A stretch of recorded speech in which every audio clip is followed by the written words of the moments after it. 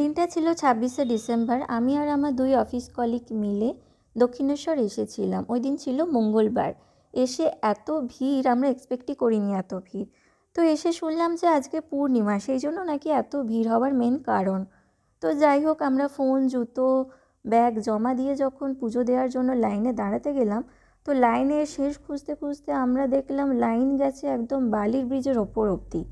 তো ওই লাইনে না দাঁড়িয়ে আমরা আরেকটা লাইনেরও খবর পেলাম। তো সেইখানে দাঁড়িয়ে আমরা ফাইনালি মায়ের দর্শন পেয়ে পুজো টুজো দিয়ে সব কিছু বেরোতে পেরেছি। মা সহায় থাকার কারণেই এটা সম্ভব হয়েছে, কারণ আমরা পৌঁছেছিলামই 11টা নাগাদ। তারপরে পুজো দিয়ে বেরিয়ে আমরা ডাব খেলাম, কারণ সকাল থেকেই আমরা 3 জনে উপোস করেছিলাম। তারপরে আমরা এখন গেলাম যে আদ্যাপীঠ। দক্ষিণেশ্বর থেকে হেঁটেই আমরা আদ্যাপীঠ গেলাম, সামনেই, বেশি দূর না। আদ্যাপীঠে এসেও আমাদের প্ল্যান আছে ভোগ খাওয়ার। জানি না কতটা কি পসিবল হবে, কারণ অলরেডি বাজে 2টো। আমাদের ভাগ্য এখানেও ভালো ছিল, আমরা দেখলাম তখনও কুপন দিচ্ছে। তো আমরা লাইনে দাঁড়িয়ে 60 টাকা দিয়ে কুপন কেটে আমরা গেলাম ভোগ খেতে। ভোগ খাওয়ার আগেও আবার জুতো জমা দিতে হলো 2 টাকা করে। তো জুতো জমা দিয়ে আমরা ফাইনালি গেলাম যেখানে ভোগ খাওয়ানো হচ্ছে। তো আমরা সকাল থেকে লাইনে দাঁড়িয়ে এই গরমে জর্জরিত হয়ে আমরা খিদেতে একদমই আমাদের অবস্থা কাহিল হয়ে গেছে। ভোগে প্রথমে দিয়েছিল পোলাও, বেগুনি, তারপরে সাদা ভাত আর একটা সব সবজি দিয়ে তরকারি, তারপর খিচুড়ি, আবার তরকারি। একটা না একটা শেষ হতে না হতেই গরম গরম খাবার চলে আসছিল। সারা দিনের পর এই খাবারটাই আমাদের কাছে অমৃত ছিল। তারপরে ছিল চাটনি আর পায়েস। খাওয়া কমপ্লিট করে জুতো রিসিভ করে আমরা আবার গেলাম মন্দিরের সামনে। বাট মন্দিরের মায়ের দর্শন আজকে আমাদের ভাগ্যে নেই, কারণ মন্দির খুলবে সেই 6:30টার পর। তো অনেক মানুষ ওয়েট করছে মায়ের দর্শনের জন্য। কিন্তু আমরা এখান থেকে এখন বেরিয়ে যাব বেলুড় মঠে। তো বেলুড় মঠে যাওয়ার জন্য আমাদের আবার দক্ষিণেশ্বর যেতে হবে। তো টোটো করে আমরা গেলাম দক্ষিণেশ্বর। তারপর আমরা এখন গঙ্গার ঘাটে যাব, কারণ গঙ্গা জল নেওয়ার জন্য।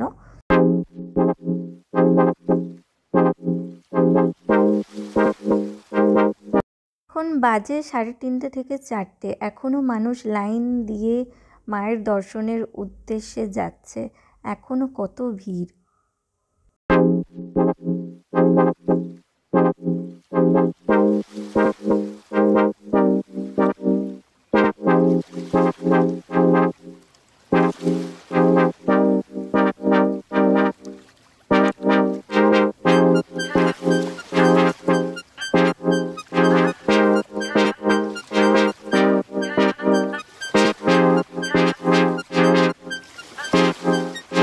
এখন আমরা জেটি ধরার জন্য যাচ্ছি। দক্ষিণেশ্বরের মেন গেটের ঢোকার বাঁ দিক দিয়ে যে রাস্তাটা আছে সেই রাস্তা দিয়ে যাচ্ছি।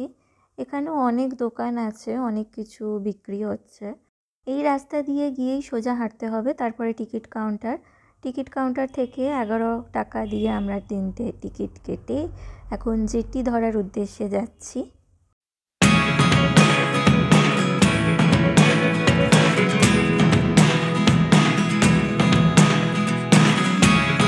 Never really know what's going on.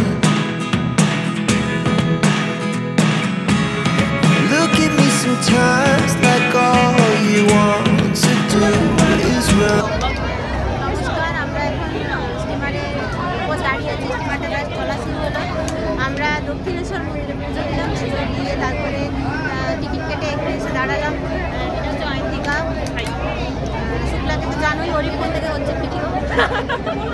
তারপরে লঞ্চে আছি, লঞ্চটা চলা শুরু হলো। এখন অর্ধেক লোক বসার জায়গা পাইনি, আমরাও দাঁড়িয়ে আছি। দাঁড়িয়ে সাইড সিন মজা নিচ্ছি। লঞ্চটা লাগছে।